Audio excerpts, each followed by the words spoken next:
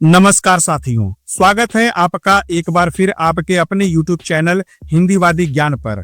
आप सुन रहे हैं आल्हा उदल की वीर गाथा, जिसमें कहानी चल रही है इंदरगढ़ की लड़ाई उर्फ ढेवा के विवाह की।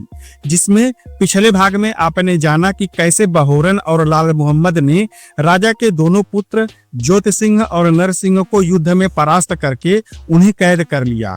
और जब यह समाचार इंदरगढ़ के राजा महाराज निर्भय सिंह को मिला तो पूरा महल शोक में डूब गया। और फिर मोर्चा संभाला राजा के दोनों छोटे पुत्र रणधीर सिंह और बलवंत ने।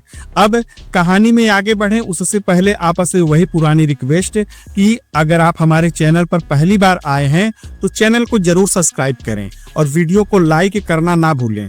अब आते हैं कहानी पर। महल में मातम पसरा हुआ था। ज्योत सिंह और नर सिंह की हार ने राज परिवार को हिला दिया था। अब राजा निर्भय सिंह के दो और छोटे बेटे बलवंत सिंह और रणधीर सिंह ने मोर्चा संभाला। बलवंत सिंह ने तलवार खींचकर कहा, महाराज, हमारे भाइयों का अपमान हुआ है। बहोरन और लाल मोहम्मद ने उन्हें कैद करने का दुस्साहस किया है। आज मैं इन दोनों को चीरकर उनकी देह रणभूमि की मिट्टी में मिला दूंगा, तब जाकर मेरे कलेजे को ठंडक पहुंचेगी। रणधीर सिंह ने भी दृढ़ स्वर में अपना मत जोड़ा और बोला कि भाई, आज रणभूमि को खून से सींचा जाएगा, या तो वे मरेंगे या हम। फिर दोनों भाइयों ने महाराज निर्भय सिंह को प्रणाम करके अपनी भारी सेना के साथ रणभूमि के लिए प्रस्थान कर दिए। इंदरगढ़ की सेना का रेला धूल के गुबार में लिपटा हुआ रणभूमि की ओर बढ़ा। इधर इंदरगढ़ के महल में अब भी सन्नाटा गहराया हुआ था। महल के अंदर विचारों का तूफान छिड़ा हुआ था। राजा निर्भय सिंह और पृथ्वीराज चौहान दोनों के चेहरे पर चिंता साफ झलक रही थी। बाहर रणभूमि की धूल में दुश्मन के झुंड जीत की गाथा लिख रहे थे, पर यहाँ किले के अंदर एक अलग योजना बनाई जा रही थी। निर्भय सिंह ने धीमी मगर दृढ़ आवाज में पृथ्वीराज चौहान से कहा कि युद्ध को लंबा खींचना इंदरगढ़ और मेरे परिवार के लिए आत्मघाती होगा। हमें वह तरीके अपनाने होंगे जिनसे एक ही प्रहार में विजय सुनिश्चित की जा सके। तब महाराज पृथ्वीराज ने अपनी नजरें सिकोड़ते हुए कहा, हमारे पास बहादुरी तो है, पर सबसे बड़ा हथियार आज हमारी रणनीति होगी। यदि हम अपनी पूरी सेना, सेनापतियों और सरदारों को साथ लेकर एक साथ हमला करें तो दुश्मन को संभालने से पहले ही कुचला जा सकता है।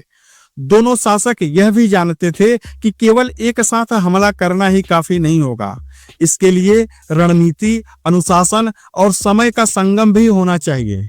फिर उन्होंने योजनाबद्ध तरीके से अपनी इकाइयों का वितरण तय किया।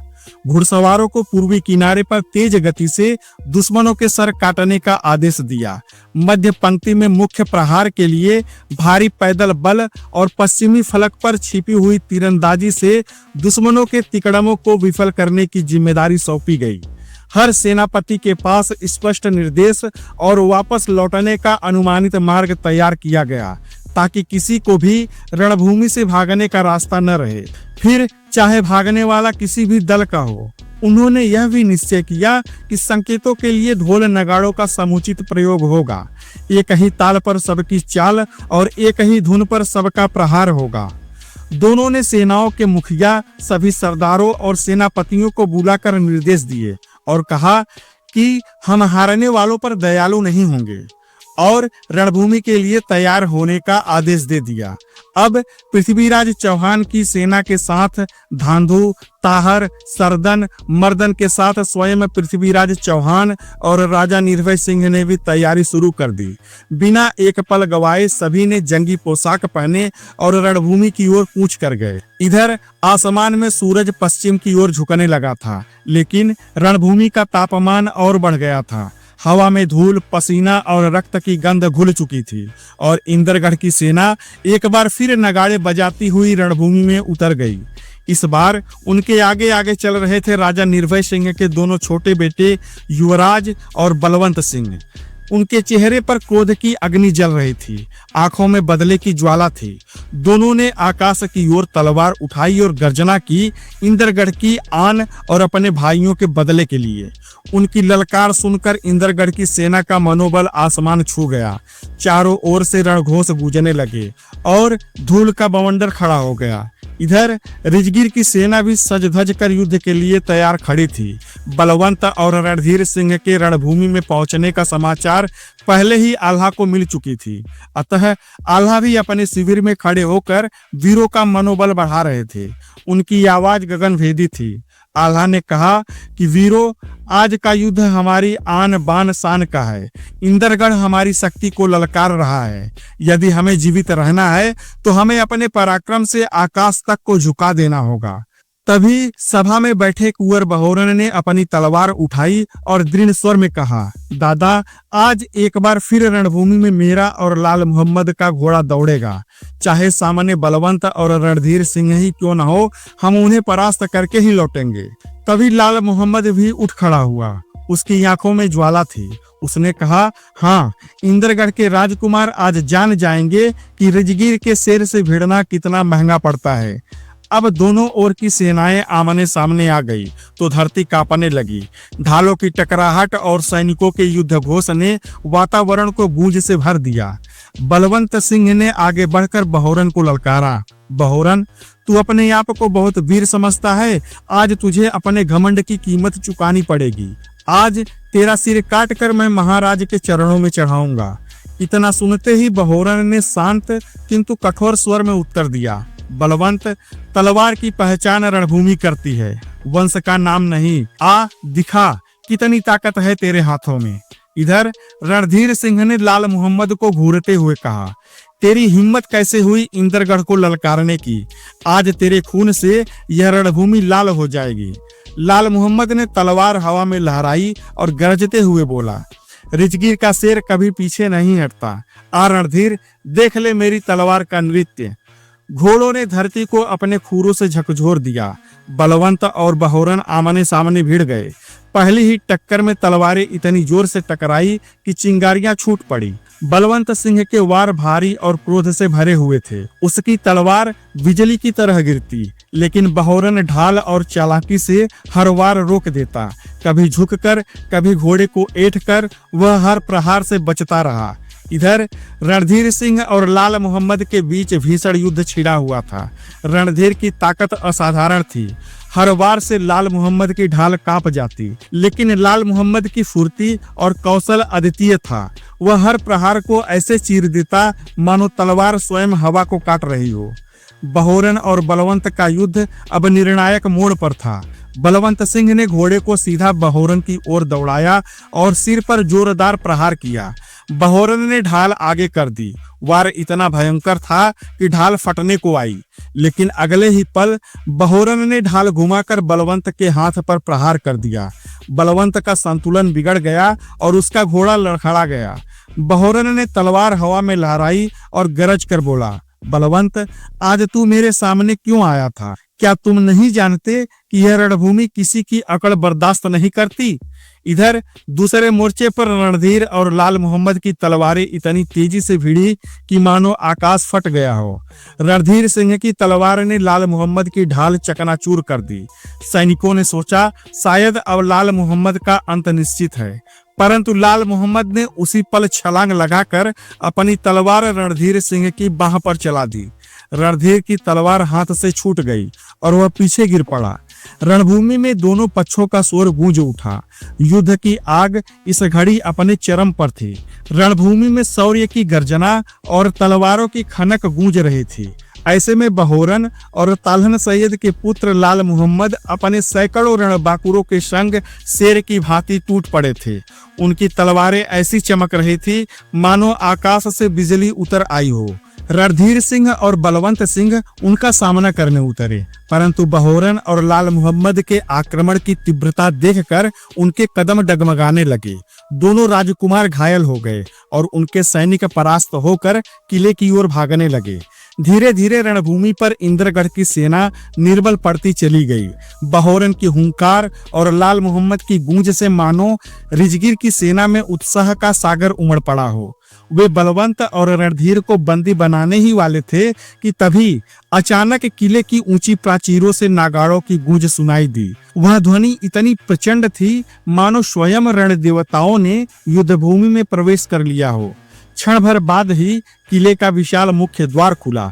उसके भीतर से धूल और जयघोष के बीच भारी भरकम इंद्रगढ़ की नई सेना निकल पड़ी। चमचमाते अस्त्र शस्त्र लहराते ध्वज और सैनिकों की ललकार से धरती थर्रा उठी।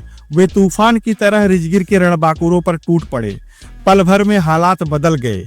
जो रिजगिर की सेना अब तक विजय का आलाप गा रही थी, उनके कदम उखड़ने लगे, पांव पीछे खिसकने लगे। रणभूमि की हवाएं भी अब इंद्रगढ़ की ओर बहने लगी और युद्ध का पलड़ा एकाएक पलट गया। अब रणभूमि का रंग बदल चुका था। बाजी पलट चुकी थी।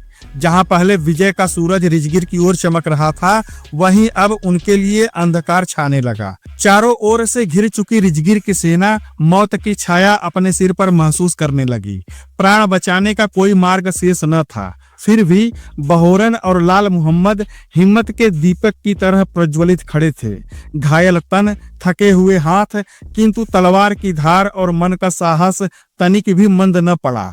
वे जानते थे आज प्राण रक्षा कठिन है, पर वीरों का धर्म है कि अंतिम श्वास तक रणभूमि में ललकारते रहे। उसी समय एक घबराया हुआ सैनिक दौड़ता हुआ आल्हा के तंबू तक पहुंचा। उसका चेहरा आतंक से पीला और सांसें बेकाबू थी। आल्हा ने उसकी दशा देखते ही गंभीर स्वर में पूछा, क्या हुआ रणभूमि में? कांपती आवाज में सैनिक बोला, महाराज, रिजगिर की सेना चारों ओर से घिर चुकी है। इंद्रगढ़ की पूरी सेना अपने सरदारों के नेतृत्व में एक साथ टूट पड़ी है। कुंवर बहोरन और लाल मुहम्मद चारों ओर से शत्रुओं से घिरे खड़े हैं। यह सुनकर आल्हा का हृदय कांप उठा।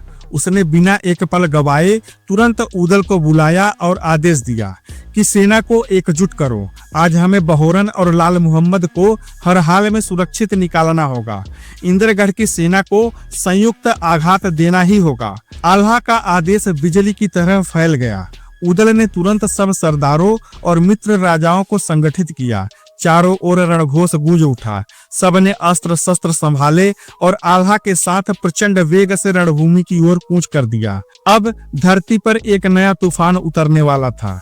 जब रिजगिर की सेना रण के लिए सजी तो आकाश तक उनकी गरिमा से कांप उठा। देवता भी विस्मित हो उठे, क्योंकि इतने वीर, इतने सूरवीर एक साथ खड़े दिखाई दे रहे थे। आगे आगे थे चाचा तालहन सैयद, जिनकी तलवार की चमक आंखें चौधिया दे। साथ में आल्हा, उदल, इंदल, जागन, कुड़हर नरेश गंगा, ब्रह्मजीत, कन्नौजी राय लाखन, गढ़ उरियल का बौना डाकू और रणभूमि के चीर परिचित योद्धा जोगा, भोगा, मोहन, मोती और मकरंदी। रिश्तेदारी और भाईचारे के बंधन ने सबको एकजुट किया और हर कोई अपने अपने दल और सैनिकों के संग सजग शेर की भांति युद्धभूमि की ओर बढ़ चला। क्षण भर भी विलंब न हुआ। सबने रण क्षेत्र में प्रवेश किया और देखते ही देखते रणभूमि भयंकर गर्जनाओं से गूंज उठी। आल्हा की दृष्टि चारों ओर दौड़ी और उनके नेत्रों ने देखा कि लाल मुहम्मद और कुंवर बहोरन दोनों रणसूर चारों ओर से शत्रु सेना से घिरे हुए प्रचंड युद्ध कर रहे थे। उनके चारों तरफ तलवारों का सागर उमड़ रहा था।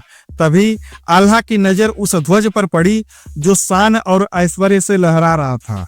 वह ध्वज था महाराज पृथ्वीराज चौहान का। क्षण भर में ही आल्हा को यह पता चल गया कि अब यह युद्ध साधारण नहीं बल्कि महारण बनने वाला है, क्योंकि यहाँ पर पृथ्वीराज चौहान भी आ पहुंचे हैं। और आल्हा के एक इशारे पर रिजगिर के सारे योद्धा टूट पड़े। रण क्षेत्र में भयानक मारकाट मच गई। कहीं धरती पर सैनिकों की लाशें बिछी थी, कहीं हाथियों की गिरी हुई सूंडें और कहीं पर्वत सा शरीर लिए मरे हुए हाथी पड़े थे। रक्त की नदियां बहने लगी। धूल और धुएं में आकाश ढक गया। इस अराजकता के बीच रिजगिर के सेनापतियों ने पहले ही वीरता का प्रमाण दिया। मौत के तांडव को चीरते हुए वे लाल मुहम्मद और बहोरन तक पहुंचे। उन्हें शत्रुओं के घेरे से निकालकर सुरक्षित किया। फिर सबने अपने अपने मोर्चा संभाल लिए। रणभूमि अब सचमुच रक्त रंजित हो चुकी थी और आसमान तक मारो मारो की गूंज सुनाई दे रही थी। साथियों, अब आगे क्या होगा?